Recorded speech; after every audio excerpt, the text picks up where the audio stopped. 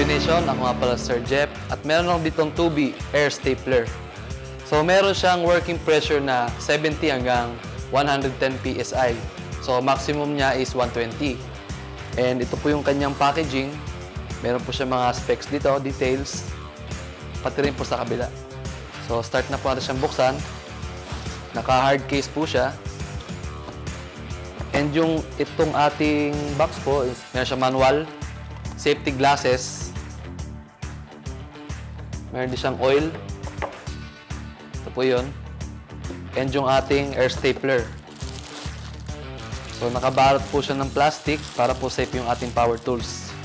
So itong ating 2B air stapler, ginagamit siya sa pag-install ng mga upuan, leather, pang furniture, at iba pang bagay. So ito yung air stapler natin, yung kanyang body, made siya sa strong alum.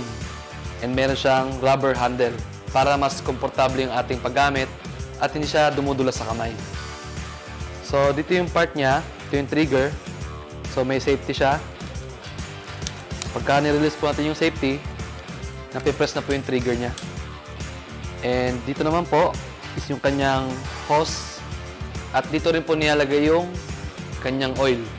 So 5 to 10 drops bago po natin siya gamitin para hindi po siya tumigas yung kanyang trigger. So dito naman tayo sa magazine niya. Ito, kiniklik lang po ito. So once na nag-click yan, bababa na po yun sa magazine niya. So itong magazine po is 100 pieces capacity. At yung balang pwede nyo gamitin is 6 hanggang 22 mm.